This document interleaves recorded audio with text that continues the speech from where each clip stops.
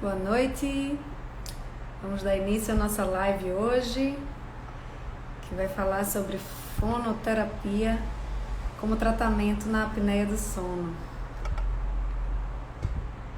Deixa eu colocar aqui o título. Boa noite, Ana.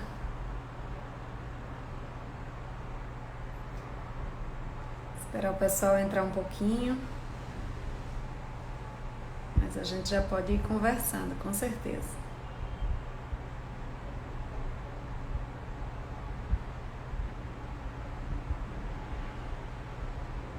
Olá, boa noite, Crisana.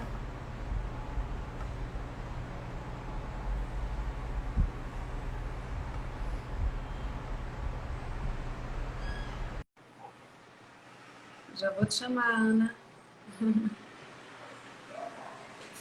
Olá, boa noite. Olá, Renata, prazer Tudo estar bom, aqui hoje com queridíssima? você. Prazer todo meu. Tá escutando bem? Tá tudo bem? Crisana, você que tá aí acompanhando, ou quem tiver, se puder dar um ok com o som e com a imagem, tá tudo bem aí, Ana? Escutando Tá bem? tudo bem. Para mim tá tudo bem. Então vamos lá. Então, enquanto o pessoal vai entrando, vamos conversar um pouquinho da apresentação aí inicial. Primeiro, queria agradecer muito você ter topado. Quer dizer, você topou já faz tempo, né? A gente que demorou um pouquinho ainda para adequar a data, mas faz parte. E quero agradecer você ter topado. É uma grande oportunidade da gente poder divulgar essa opção de tratamento, né? No caso da apneia do sono, muita gente desconhece e eu acho que vai ser bem interessante a gente abordar isso. E, enfim, vai ser um prazer. Já está sendo um prazer conversar contigo hoje e divulgar isso, né? Eu estava conversando sobre isso hoje, o quanto a tecnologia nos traz essa oportunidade de a gente bater um papo tão rico e oferecer isso para tantas pessoas também poderem compartilhar desse papo. Então, brigadão, Ana.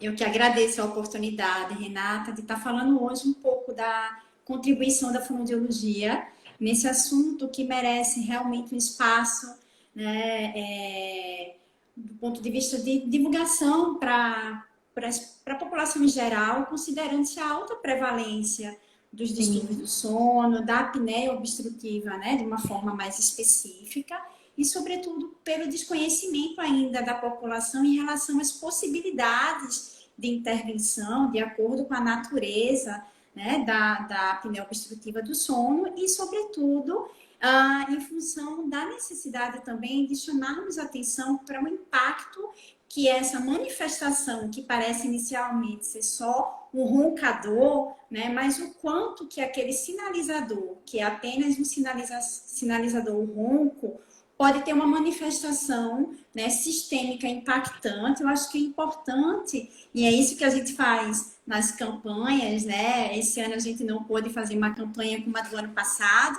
onde a gente se encontrou e se conheceu, né? verdade. Mas o espaço é justamente para que a gente possa divulgar para a população as manifestações e as possibilidades de intervenção. Então, eu fico grata, né, pelo espaço mediado e pela possibilidade de falar sobre a fonoaudiologia, que é a minha paixão, e as interfaces, né, com as outras áreas. Então tá, gratidão compartilhada. Então vamos falar um pouquinho sobre você antes da gente aprofundar nas questões da fono e do sono. Queria que você, para quem lhe conhece, já sabe, mas para quem não te conhece, quem é você, onde você trabalha, qual a sua formação, você é especialista em quê, como é que funciona? Perfeito.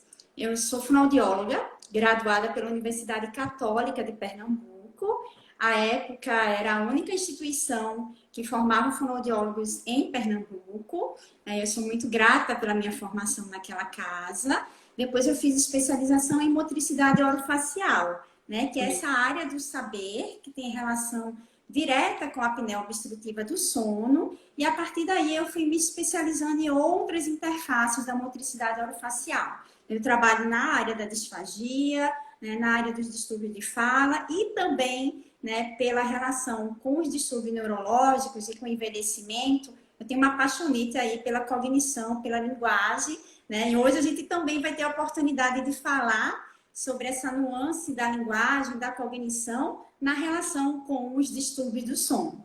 Atualmente, eu sou professora da Universidade Estadual de Alagoas, né, aqui da Uncisal, já há 18 anos, coordeno uma especialização em motricidade orofacial, da qual você fez parte, né, conversando um pouco com os meninos sobre os aspectos otorrinolaringológicos, da nasofibroscopia.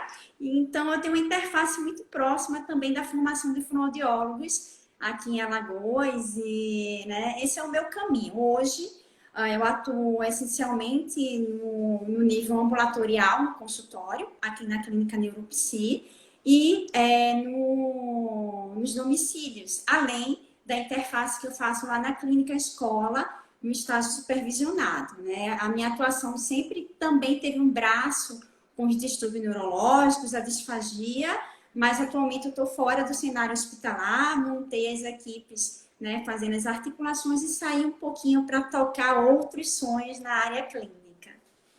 Então, o seu atendimento fora do ambulatório da universidade é da Neuropsi, aí fala para o pessoal onde que fica e como funciona a Neuropsi além da fono, né? Até para eles entenderem. Perfeito.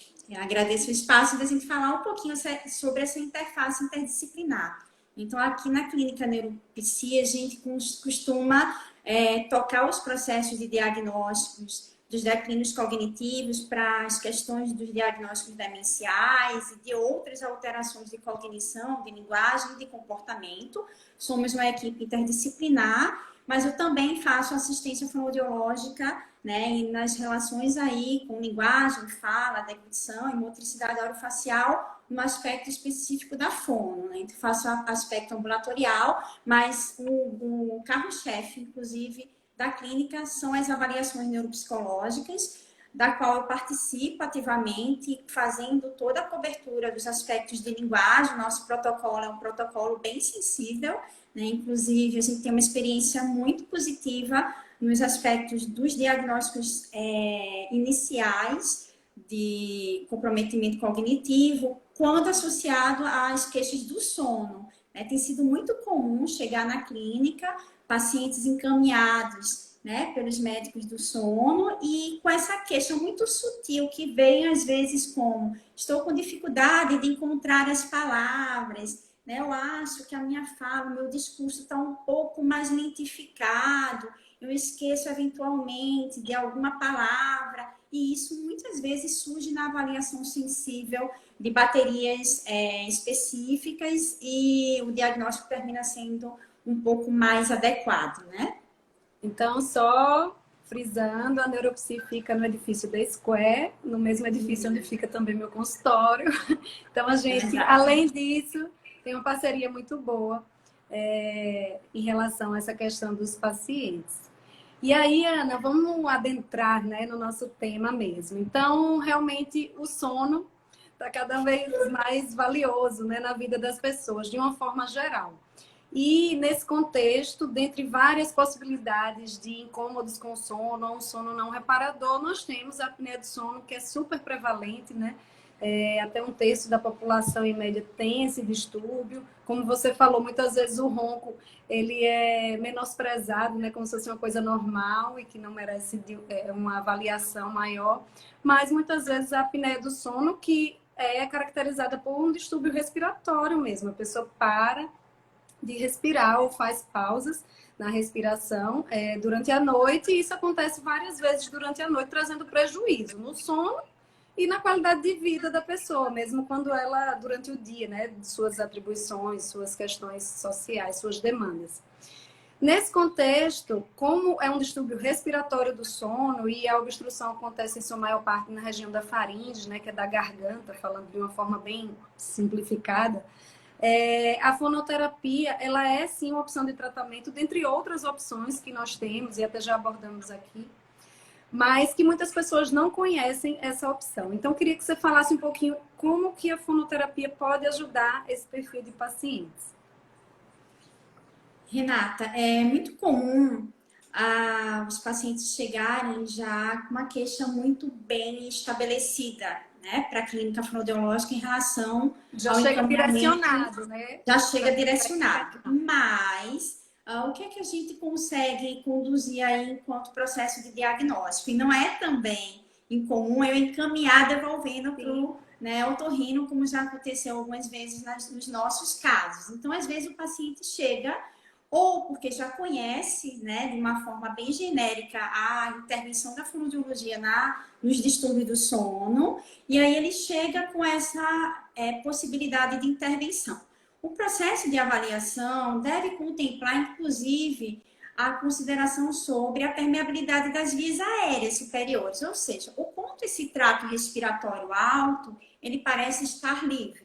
Mas também sabemos que isso não é possível avaliar de uma forma muito genérica. Por isso, que se o paciente não tiver vindo de uma avaliação otorrinolaringológica atualizada, para eu saber, inclusive, como que eu posso fazer inferências clínicas sobre a condição respiratória desse paciente, será que ele tem uma via aérea livre ou ele está com alguma obstrução mecânica ou funcional que me impeça de conduzir a terapêutica? Então, o primeiro passo é investigar, inclusive junto ao otorrino, se existe permeabilidade para justificar aí as queixas relacionadas ao ronco ou mesmo já o diagnóstico da apneia obstrutiva do sono. Os aspectos miofuncionais, o que são os aspectos miofuncionais?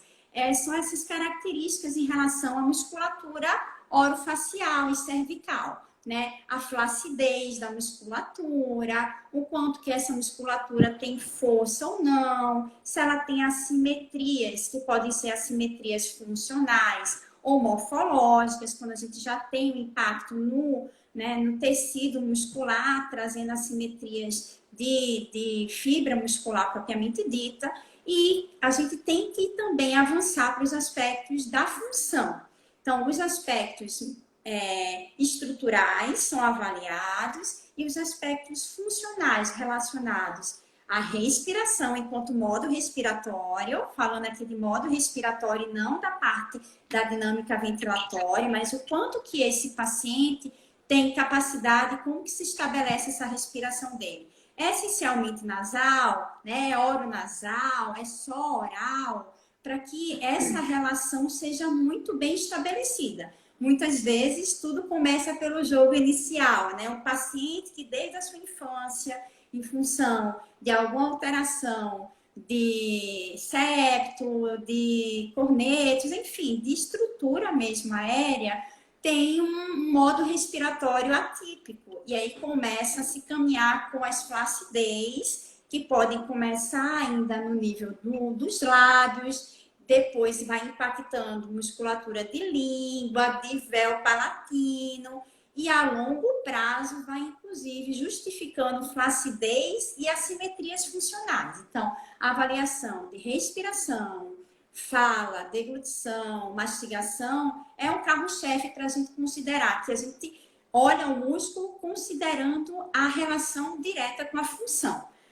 Quando o paciente não vem encaminhado com o diagnóstico diferencial, a gente já encaminha para o otorrino. Se esse otorrino tem uma relação, se esse otorrino tem uma relação direta com o manejo já dos casos dos distúrbios do sono, fica a critério dele encaminhar para avaliação, né, específica com o médico do sono, enfim, com toda a bateria completa. Sim. Mas se o otorrino, por acaso, não tiver uma relação direta, o paciente costuma voltar para a fono e depois a fono, com essas inferências, encaminha de novo para o médico do sono para a gente conduzir uma avaliação multidisciplinar e, né, abrangente para o diagnóstico diferencial, porque o objetivo é chegar no diagnóstico diferencial. Ô, Ana, então, de uma forma bem simplificada, assim, uma pessoa que às vezes desde a infância, como você falou, não respira bem pelo nariz por qualquer causa, né? Ela passa a respirar mais pela boca, que a boca, assim, ela compensa a respiração, mas ela não foi feita com essa função primordialmente. E aí, por conta disso, essa respiração oral que causa a flacidez nessas regiões que você falou, não é isso? Exatamente. Então, por este motivo, dentre outras questões, vocês fazem exercícios de fortalecimento justamente para que haja melhora do quadro respiratório como um todo, incluindo o sono e a apneia de sono, né?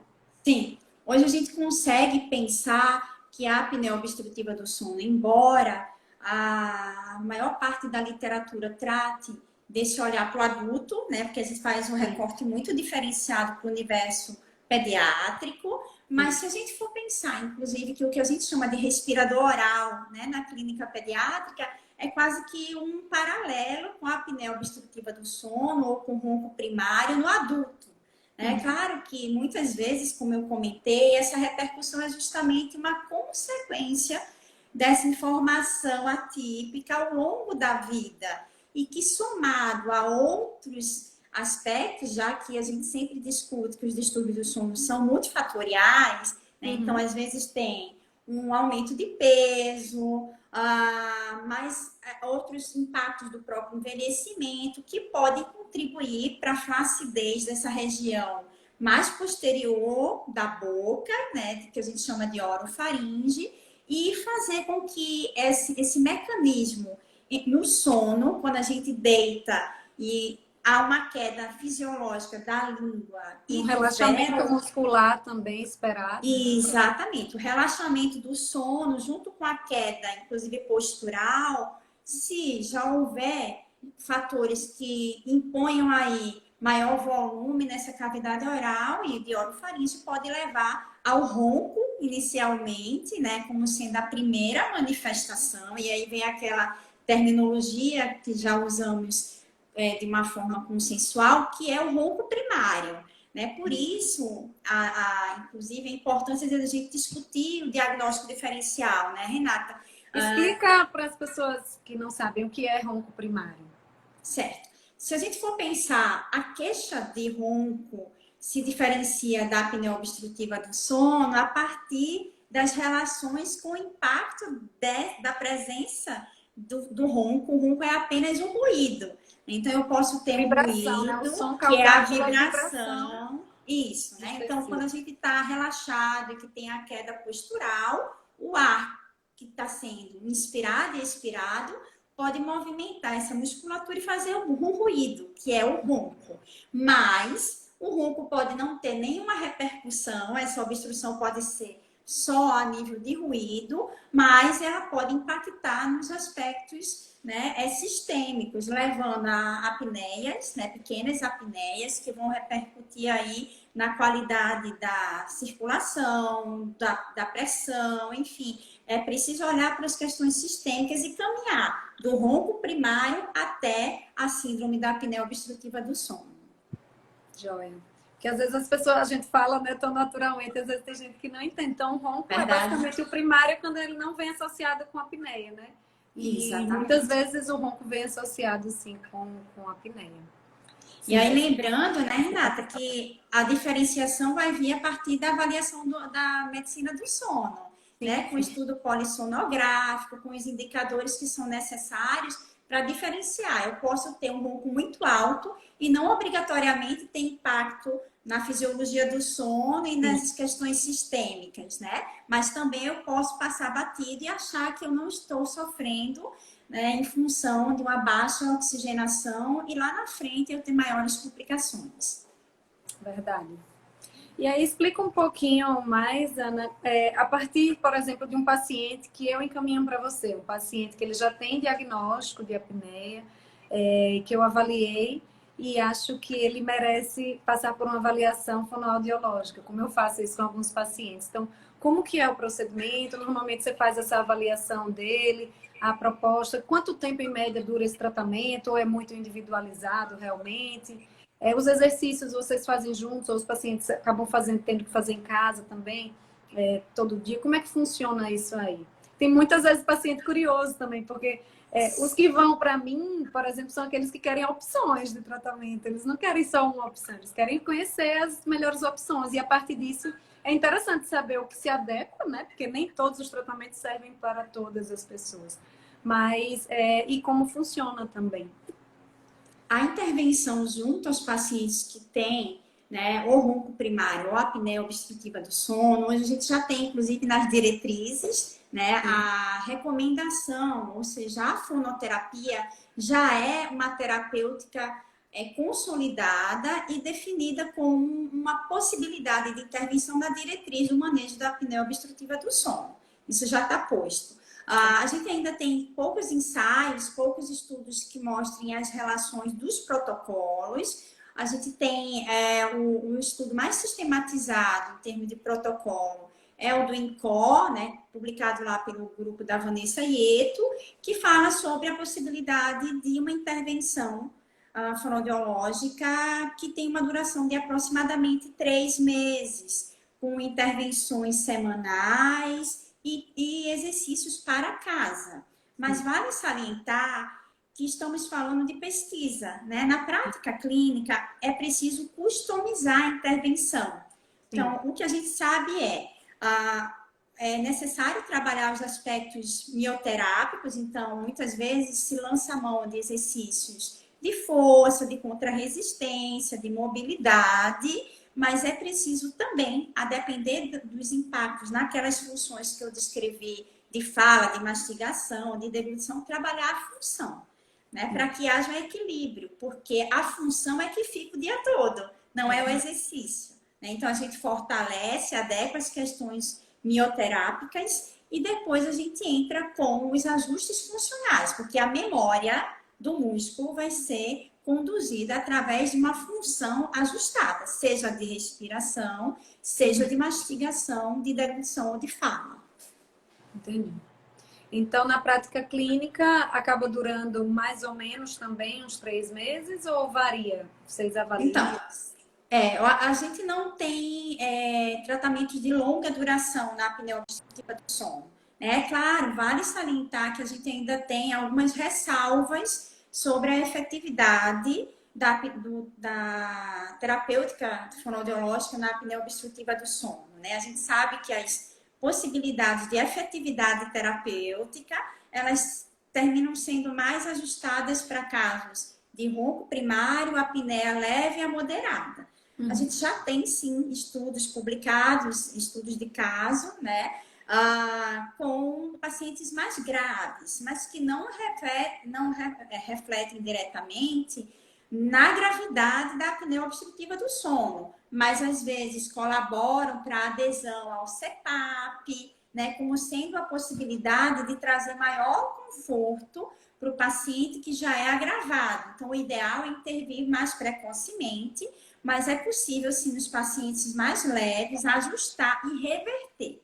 Acho que uma coisa que vale a pena chamar a atenção, Renata, é do impacto do ronco primário e da repercussão, da manutenção desse mecanismo do sono, do ronco, na musculatura velofaríngea, né? Ou seja, né, para quem não entende muito do assunto, então se eu tenho lá a minha úvula, que é aquela partezinha que fica que nem uma campainha pendurada lá no céu da boca, e se eu tenho um ronco passando o tempo todo naquela região, é como se eu estivesse dando pequenas pancadinhas o tempo todo naquela musculatura e ela tende a ficar demasiada, né? Ou seja, mais inchadinha, ela pode sofrer e ficar mais flácida à medida que a gente expõe essa musculatura ao ronco como sendo um mecanismo constante. Então, é preciso tratar, né? Tratar é sempre o melhor caminho para não deixar evoluir de uma coisa leve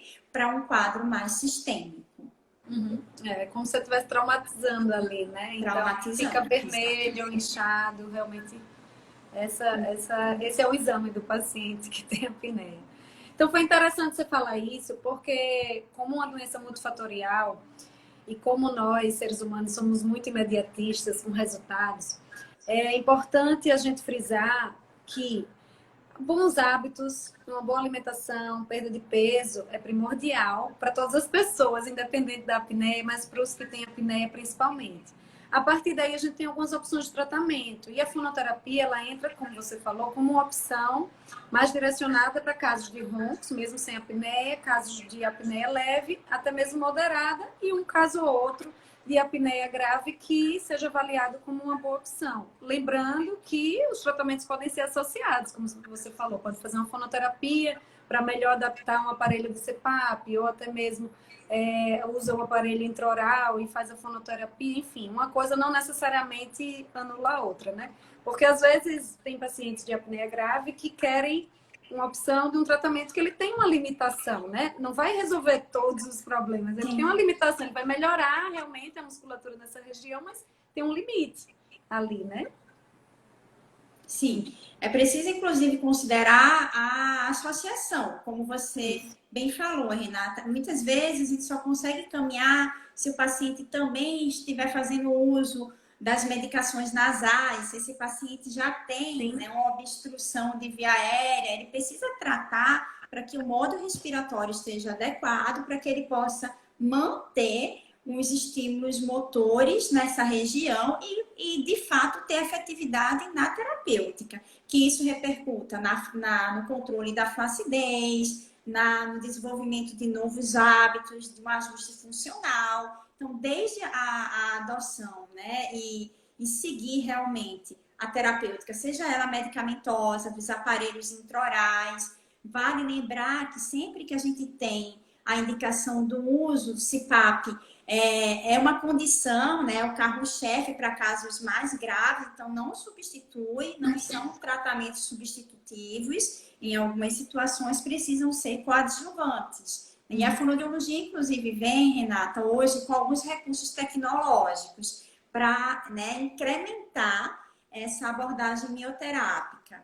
É possível usar eletroestimulação neuromuscular, hoje a gente já consegue aplicar estímulo elétrico na região orofacial, inclusive na região posterior de orofaringe, lá na região do véu, para trazer, além da atividade motora voluntária, a gente pode trazer o registro motor através do choquezinho elétrico e potencializar o efeito dessa terapêutica.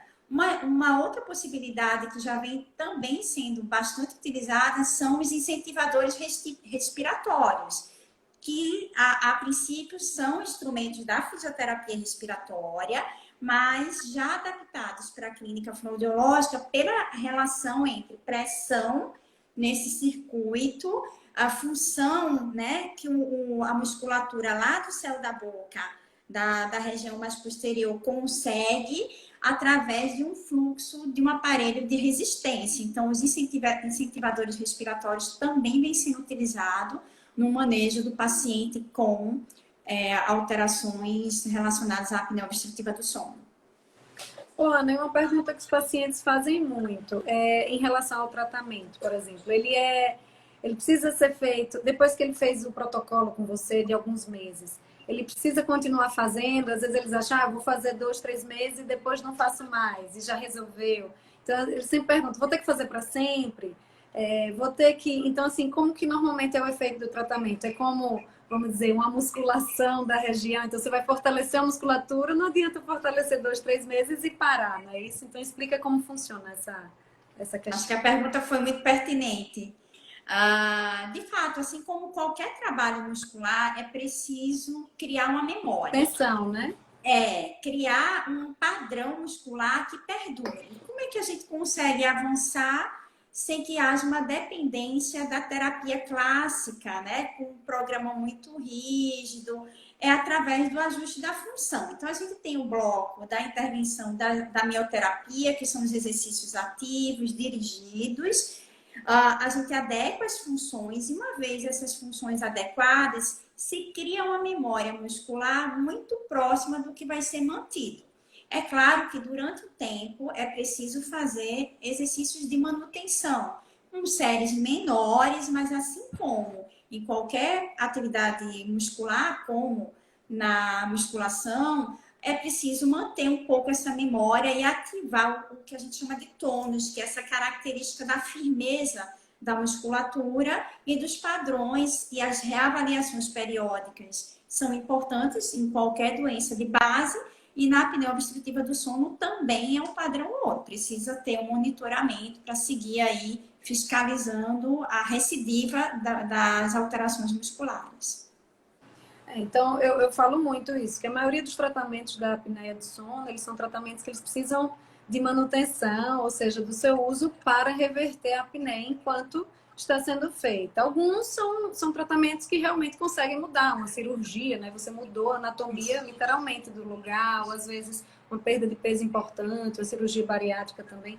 Mas fora isso, a maioria das opções que a gente tem são ou aparelhos que precisa usar toda noite enquanto está dormindo, ou no caso da fonoterapia, como você explicou, precisa de algum grau de manutenção, né?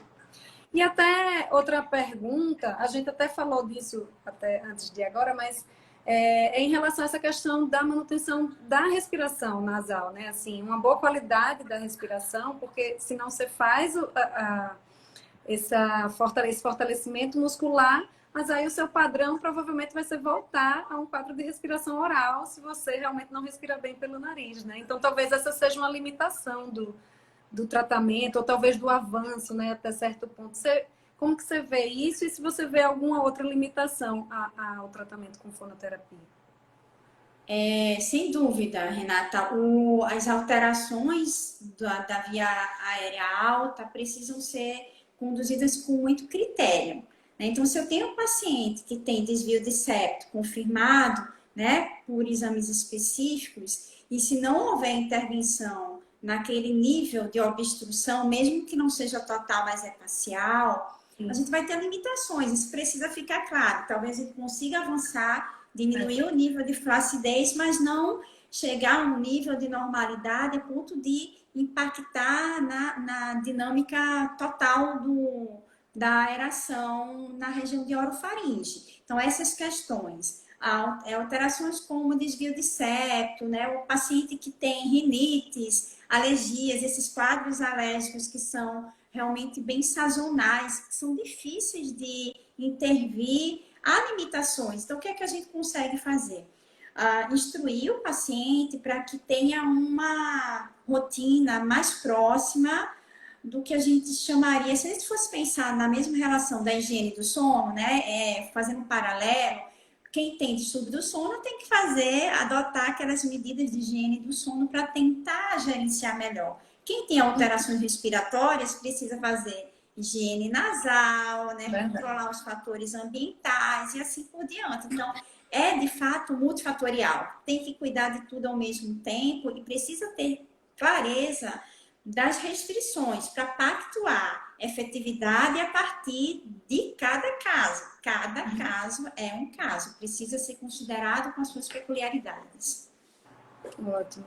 Outra questão que também acontece muito, não necessariamente para o paciente de apneia ou de ronco, mas para o respirador oral, independente da idade, é justamente essa adaptação, né, a respirar pela boca por uma má qualidade da respiração nasal.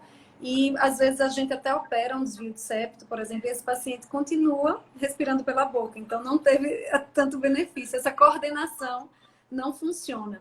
Muitas vezes eu encaminho também pacientes para vocês justamente treinarem essa questão. Queria que você falasse também um pouquinho dessa questão, sobre essa manutenção da respiração oral mesmo com o nariz pérvio, né? Isso, logo no começo comentamos um pouco sobre essa relação. Na criança a gente tem aqueles quadros clássicos de respiração oral que o paralelo funcional com o adulto com a apneia obstrutiva do sono pode ser feito, né? E na criança é mais comum até por conta da adenoide, uma amígdala grande, Isso, né? Daquela obstrução fisiológica que pode ter uma permanência, um quadro realmente com um processo fisiopatológico, mas basta lembrar que respirar é uma função vital, né? Então, diante de uma obstrução, o cérebro vai pedir para que a gente tente encontrar caminhos para respirar. Como a gente tem a boca, né, e o organismo é muito inteligente, então a gente abre o bocão e respira. Quando é feita a intervenção alta, o cérebro vai ficar com a memória do que era funcional e que salvava a vida. Ou seja, mantém a boca aberta. Naturalmente, o cérebro precisa de um novo padrão. E como é que a gente faz isso? Treinando padrão respiratório nasal. Por isso, em muitas situações é preciso entrar com uma dinâmica de terapia que possa ativar a função do nariz, treinar fluxo para gerar um comportamento, né, neuronal de que é possível respirar pelo nariz. Ele está livre, é como se eu estivesse dizendo, ele está livre, vai lá, o nariz está aberto, comportamento, né? Entendi. Isso é bem interessante. Porque às vezes a pessoa passa anos, né, respirando daquela forma, atuando naquela função daquela forma, e aí não necessariamente desobstruir, aquilo é automático, né? Para algumas Isso, pessoas até sim, mas para muitas outras não, né? e aí mora o erro, né? Pensar que a cirurgia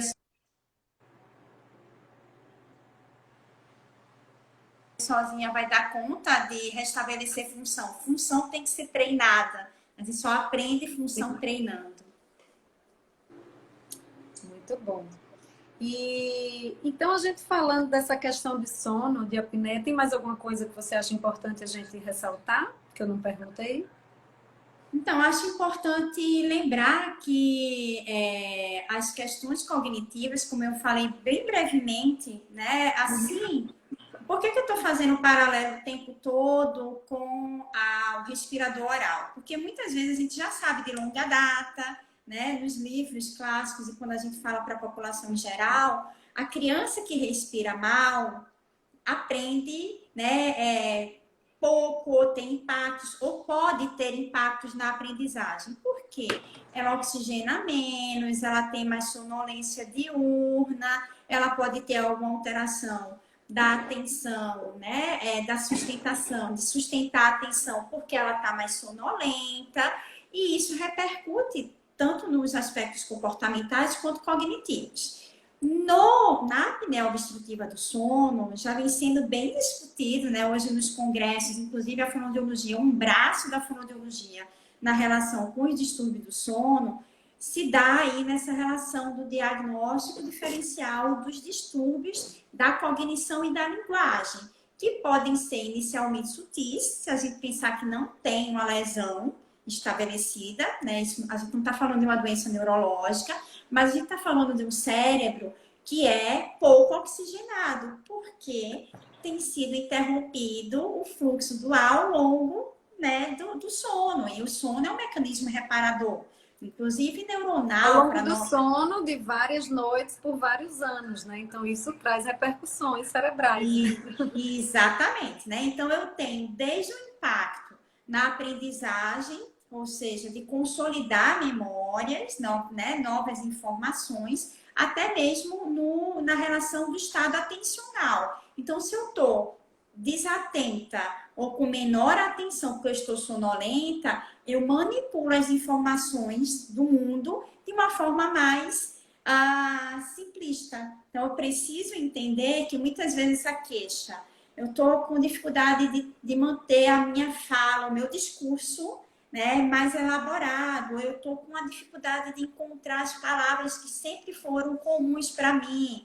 Então, essas relações surgem na clínica dos distúrbios do sono, precisam ser conduzidas, né, o que a gente chama de avaliação neuropsicológica, e muitas vezes vai só para a clínica fonoaudiológica, mas na maioria dos casos a gente pede um olhar mais abrangente com todos os aspectos da cognição. Então, queria só reforçar que a fonoaudiologia também tem a colaborar nesse processo.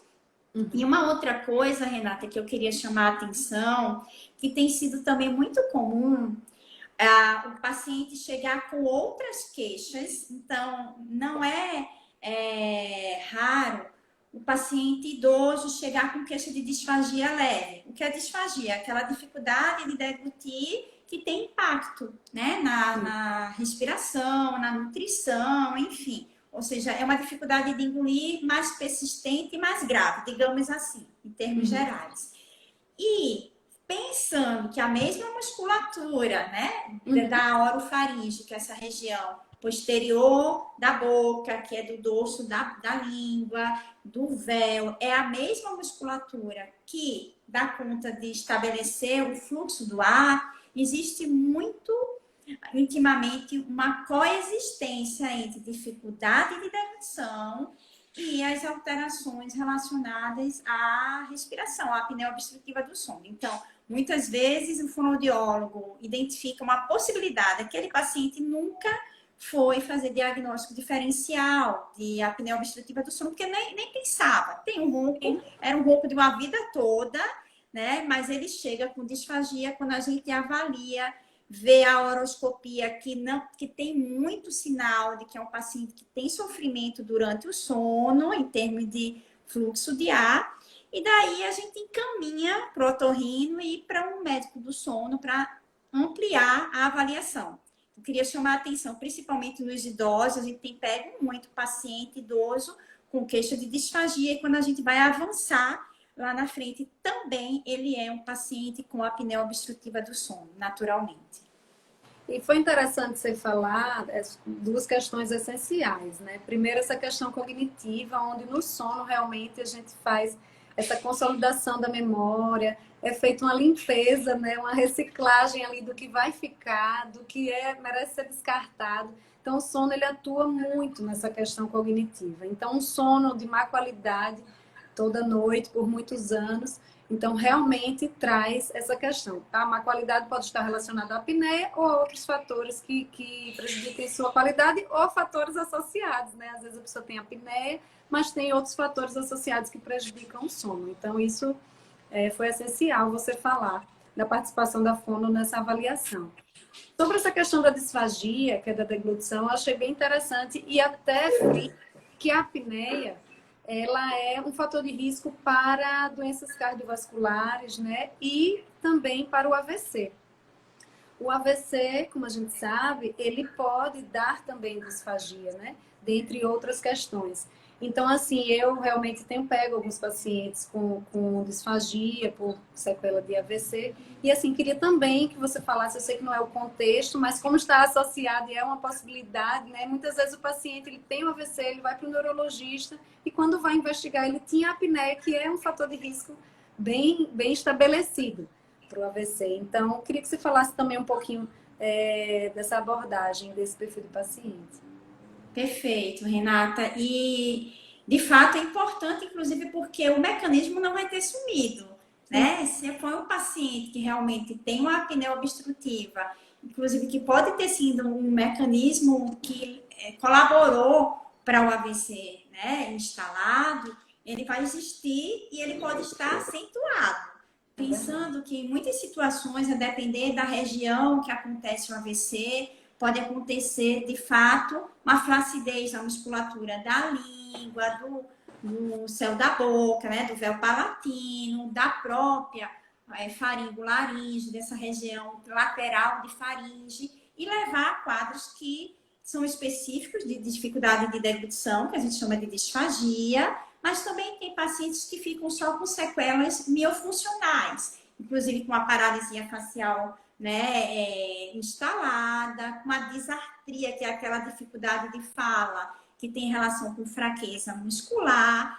E agora pense que esse paciente muitas vezes está acamado, já está mais torporoso, e o mecanismo de ventilação, ou seja, de volume de ar transitando, pode ainda estar prejudicado em função dessa flacidez musculatura. Então, é preciso sim considerar a colaboração da fonoaudiologia nos casos de AVC e de tantas outras doenças, sobretudo para considerar aí a necessidade de deixar essa via aérea pérvia e facilitar o mecanismo do sono. Fantástico. O que mais que você tem para dizer? Que recado você tem para dizer? Eu acho que, assim, a gente frisar essa questão da higiene do sono, né? Mesmo para quem não tem apneia, eu acho que é algo que a gente tem tão poderoso, que nos traz imunidade, nos traz bem-estar, nos mantém sãos mentalmente, fisicamente. Então, assim, eu acho que a gente olhar para o sono e ter cuidado e atenção é uma coisa essencial, né?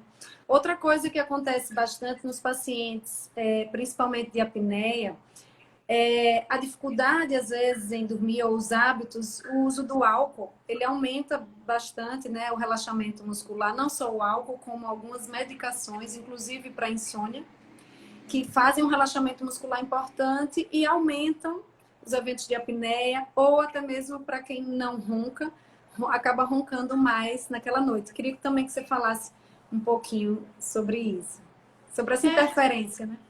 Sim, de uma forma geral, todos esses mecanismos que somados, né, a uma condição anatômica que predispõem ao mecanismo do ronco ou da apneia obstrutiva do sono, sempre precisam ser discutidas com o paciente. Então, como você mesma comentou, se eu tenho alguém que já tem um ronco primário ou tem uma predisposição de flacidez e ele vai se submeter a substâncias que vão deixar ele mais relaxado, né? Consequentemente, é preciso estar mais atento, inclusive para o manejo postural. Por isso, a importância de tratar os distúrbios de sono de forma interdisciplinar. Né? Não dá para desconsiderar a contribuição da odontologia, lá quando a gente vai definir, né, que a gente tanto discute com a Tassiana, se precisa de um aparelho intraoral, né, com o pessoal da fisioterapia, seja para manejo postural, seja para adequação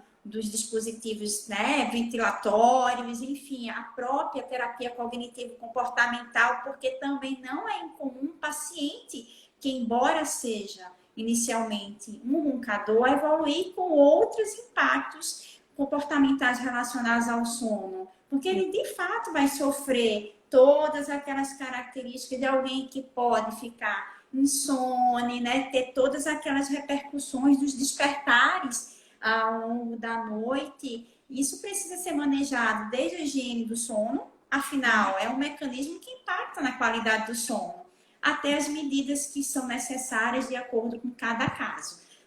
Vale a pena sempre, todo paciente que passa, independente da especialidade, com queixa de distúrbio do sono, é preciso esse olhar ampliado, por isso a relevância de uma formação especializada, né, é muito crítica para conduzir pacientes, porque a gente tem um olhar diferenciado e, ao mesmo tempo, consegue mobilizar e empoderar esse sujeito para ele se conduzir como protagonista nesse processo.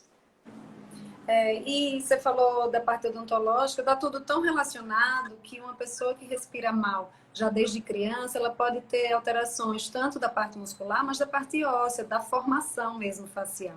E por isso que a gente precisa atuar tão em conjunto, porque às vezes você precisa mesmo fazer um rearranjo dessa questão odontológica por já uma malformação que foi desenvolvida por uma respiração errada.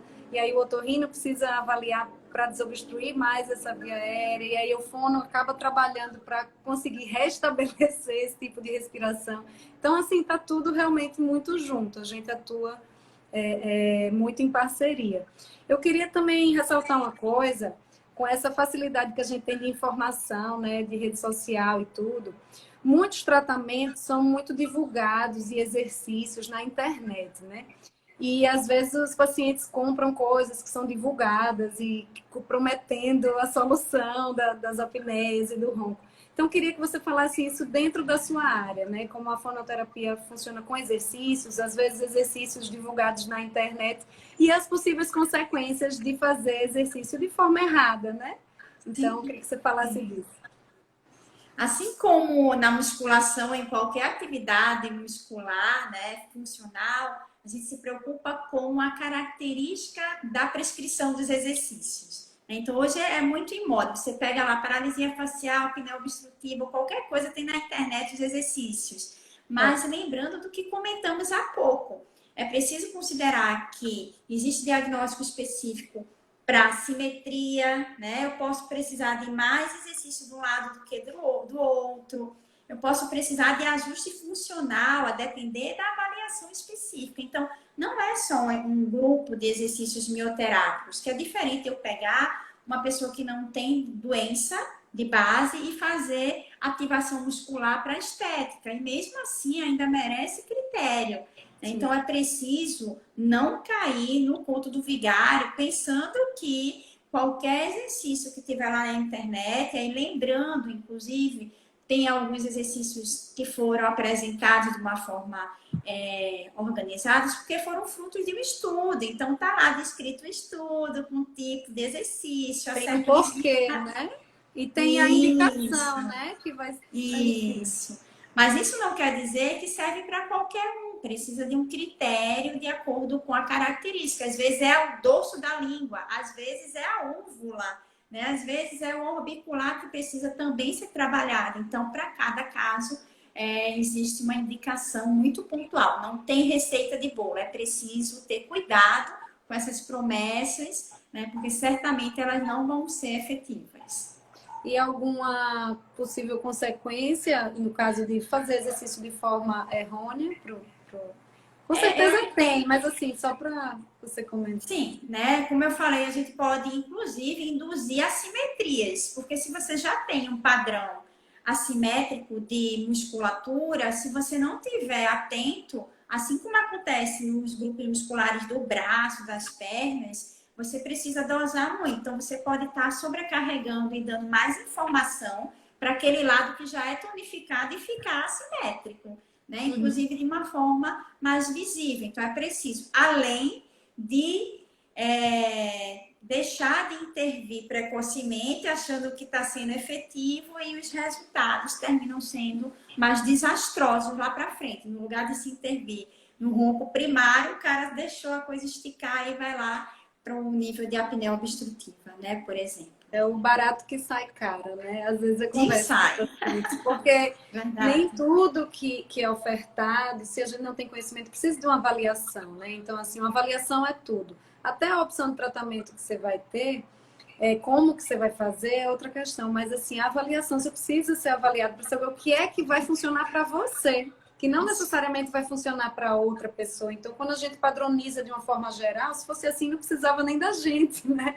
Padronizava, as pessoas faziam o que fosse e estava tudo certo. E não é o caso. Então, a gente tem que ter muito cuidado com essas promessas, com coisas milagrosas, porque, às vezes, o prejuízo acaba sendo maior. E por vezes, dependendo do prejuízo, ou irreversível, ou de uma forma que traz dificuldade de realmente você voltar até para o padrão que você estava, né? Isso. Desprogramar aquele comportamento que você, sem querer, estabeleceu acreditando que era o ideal. Aí vale lembrar que muitas vezes você me perguntou quais as repercussões negativas que podem acontecer. Desde essa questão da assimetria que eu comentei, e vale lembrar que muitas vezes a assimetria pode levar a um contato prematuro de dente, e aí você ativar um desequilíbrio, né, de informações oclusais, aí começa a vir aquela questão do desgaste dentário, dificuldades na ATM, que é essa articulação da boca. Muita gente faz exercício, fica com dor, e aí vai ter que tratar a ATM, porque é tudo complexo, precisa ter muito critério. Quando a gente abre a boca várias vezes, a gente está ativando a abertura, né, o funcionamento da articulação, e se eu estou fazendo isso de forma errada, eu posso danificar essa articulação. Então, todas essas questões merecem realmente muito critério, um olhar muito, né, criterioso. Verdade. Ana, eu queria que você tenha alguma mensagem, algum recado, alguma orientação a dar para as pessoas, para a gente finalizar, ou se tiver alguma outra questão que você queira abordar que a gente não falou. Eu queria deixar esse recado que eu acho que ele é de mobilização. Hoje a gente tem a possibilidade da cobertura fonoaudiológica, né, por todos os segmentos, seja na saúde suplementar, seja no SUS. Os serviços de fonoaudiologia estão aptos, né, cada um com a sua característica. Certamente o paciente vai ser encaminhado para o especialista para conduzir nos casos de apneia obstrutiva do sono, né, que a gente não trata a apneia, a gente trata o distúrbio miofuncional, né? Então ele vai lá para o especialista da fono que consiga manejar bem esse aspecto. Então hoje a gente tem serviços SUS, né, de porta aberta, basta a gente ter clareza, e a gente vem discutindo isso também, né, Renata? Inclusive essa necessidade da interface de conseguir chegar no médico do sono pelo SUS, e que esse médico do sono com propriedade consiga fazer a referência para um fonoaudiólogo e para tantos outros especialistas que possam conduzir melhor esse paciente com distúrbio do sono, inclusive na própria apneia obstrutiva do sono. Então, que a gente possa fazer valer hoje o que é direito, né, adquirido. Então, na dúvida, procura um otorrino, né, como sendo um médico que pode acolher inicialmente essa queixa de apneia obstrutiva, na sua maioria, e certamente um bom otorrino, né, havendo demanda funcional, ele vai encaminhar para o fonoaudiólogo sem dúvida. Né? Eu não tenho nenhuma dúvida disso, porque já está posto. Então, certamente, aquele médico responsável, que entende das diretrizes já estabelecidas, consegue ter critérios claros para encaminhar para a fonoaudiólogo fisioterapia e o plano ou o SUS vai cobrir. A gente precisa correr atrás da saúde, sermos fiscalizadores e atuantes no próprio autocuidado, né? Acho que é isso. A gente não é ninguém sozinha, né, Ana? Não, não é sozinha, nada. Ai, Ana, brigadão. Foi maravilhoso. Acho que o pessoal aproveitou bastante aí também. Eu vou deixar gravada, porque quem não teve oportunidade entrou no meio. Espero aí que as ideias surjam para a gente fazer mais, para que a gente proporcione mais oportunidades aí de conversa e de projetos, né? A gente está se falando aí há um tempo. Sim. E é isso, eu acho que a sementinha foi plantada. Quem não conhecia, conhece essa opção agora e entendeu melhor como funciona. E a parceria continua. O pessoal que precise de uma fonomotricidade já sabe onde encontrar. Viu? Obrigada. Queria até aproveitar o espaço e falar também lá da Clínica Escola de Fonoaudiologia, né, lá da UFSAL, onde a gente recebe, sim, pacientes com esse tipo, né, de demanda. Então, havendo necessidade de ser conduzido pelo SUS, a Clínica Escola, lá no Trapiche, lá no prédio. Como é que funciona para encaminhar para lá, Ana? Pelo colo? Então, é só fazer um encaminhamento genérico que pode ser feito desde enfermeiro, né, no postinho, até o médico especialista, encaminha lá para o SER, né, que fica na frente do HDT, a nossa porta de entrada. O paciente passa por uma triagem e aí ele é conduzido para um especialista no segmento da motricidade orofacial. Então, agora, sabendo de tudo isso, correr atrás, né? Caso você que está aí ouvindo, né, tem essa demanda, corre atrás, que a fonoaudiologia tem muito a oferecer e a colaborar nesse tratamento. Maravilhoso. Sigam a Ana. Qualquer dúvida, né, Ana? Manda também. Isso. Eu vou colocar na divulgação no textinho depois como é que faz para procurar. E é isso. Obrigada por esse momento maravilhoso. Foi ótimo. Foi um prazer que a gente possa estar juntas novamente em breve. Com certeza. Beijo grande. Tchau, tchau, pessoal. Boa noite. Obrigada. Obrigada, pessoal. Tchau, tchau.